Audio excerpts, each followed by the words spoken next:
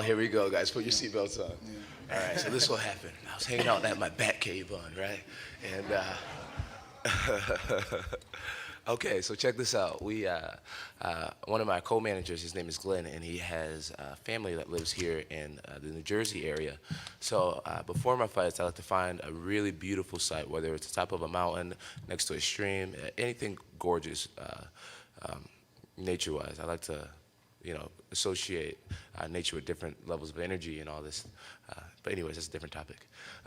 So we find a place in Paterson, New Jersey, where there's a bridge, and there's this very powerful waterfall, and there's almost like a little mountain. And it was beautiful, but around this waterfall and everything, it was a really ghetto area. And as the guy pulls us up in his car, he's like, I'm in the passenger seat, Greg Jackson and Winkle John's in the back seat. He's like, listen, guys, before I drop you off here, I want to let you know this is a pretty bad neighborhood, so you might want to be careful. And I'm like, dude, we're all MMA guys. And he's like, well, I'm just letting you know, a lot of people get mugged here. Just as he said that, I turned to pull off my seatbelt, and the guy, I see an old Spanish couple, like screaming, and they're like running. They look like they're out of breath big time.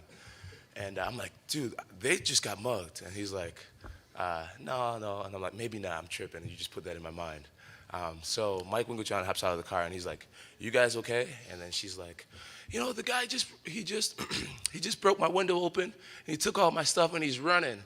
And so I'm like, what? So Mike Winklejohn, without hesitation, he just starts running, right? And I'm like, holy crap.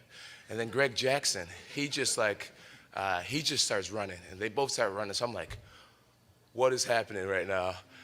So next thing you know, I have like sweatpants on, I have an iPod and my Droid X, my wallet. I'm like, where am I? What's going on? So I'm like, okay, it's time for me to take action. So I take my hands in my pockets, I throw my stuff on the floor, and I tell our driver, I'm like, dude, take care of my stuff. I throw it on the floor, and I just start running, right? And I got these gazelle legs, so I'm running, right? And I'm running, and next thing you know, I catch up to my coaches, and I'm jogging, and they're just sprinting, right? I'm like, so what are we doing? We gonna catch this guy? And he's like,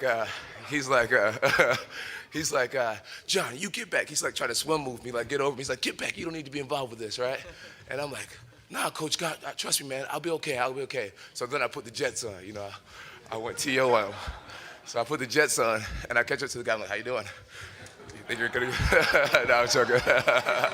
I'm joking. So anyway, so the guy, I'm like closing in on this guy about 20 yards away, and the guy's like, you can see that he's starting to get winded. So he's like, he got this stuff and he's running, and he looks back and he usually sees me, 6'4". You got Greg and Wink UFC behind us. Yeah, Greg and Wink's behind me, and I'm just running like, I'm gonna catch you, right? So the guy looks back, and then he trips over his own foot. And so at the time he tripped over his own foot, I got so scared because I didn't know what I was going to do when I actually caught him. So I actually started barking like, I'm going to get you, like, So the guy's like, he looks back like, oh crap, but he's trying to stand up.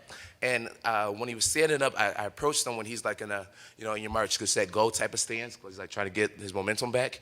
And one of his behind feet, I just came up with my foot and like scooped it out from under him with my foot, like just kicked him from the back, like kind of kicked his ankle out. And he fell down, and when he fell, he like, scraped his hands up pretty good. And so he's down on the floor, and I'm thinking like, I hope I don't get stabbed right now. So I'm just like looking at him like, should I ground and pound him? And Greg Jackson just comes out of nowhere and jumps on the guy's back, and he starts speaking Spanish, like, and like, I'm like, you know Spanish? All right, so I'm like, let me do something, right? So I grabbed the guy's feet, and then I put him in this move, because I went to college for criminal justice, and I had a class defensive tactics. So I grabbed him, and I figure four his legs, and I sat on his legs, and he's screaming at us, and Greg's like, speaking Spanish.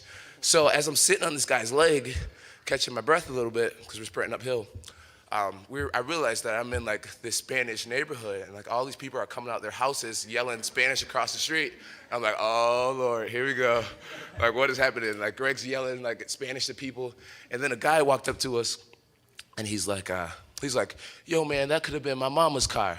And once he said that, I was like, yes, they're on our side. Like, I'm like, yeah, you punk, that could have been his mama's car. And so we hold them, and the police come, and at that point, I'm just sitting and I'm resting. I'm like, because I got a fight coming up, so I'm just holding this foot here. Like, man, you got me breathing hard and stuff. And so the police comes, get out of his car, and he's like, "What are you doing here? Like, aren't you fighting tonight?" And I'm like, "Yeah, man. I was trying to get my meditation And this guy, but anyways, it was great, The police didn't give us a ride back to the crime scene, so we had to walk all the way back through this neighborhood. I'm looking around and stuff. I don't speak a lick of Spanish. So, yeah, it was pretty interesting. And the lady, she came, and she's like, "Oh, it's so good to see people like you guys here to help me. You guys cared enough to chase that guy." And the police had told her that I was fighting and everything. She was like, "God's gonna be with you tonight, man. You're gonna do good. God bless you, son. I'm gonna watch your fight." And I was like, "Thank you, ma'am."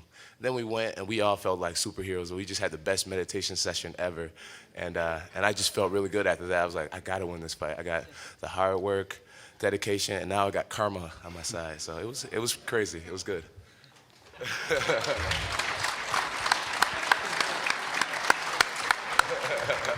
And the part that he's leaving out, his brother told me back in the dressing room that after they caught the guy, he was going, "You know what? People work really hard for their stuff, and you stole it, and you shouldn't do that. You should choose a different path in life." He's over there preaching to the guy. What if that was your sister, and you just broke her car windows? Like, would you like it if someone did that to you? Like, Greg Jackson's like, "You punto manico," like all these like.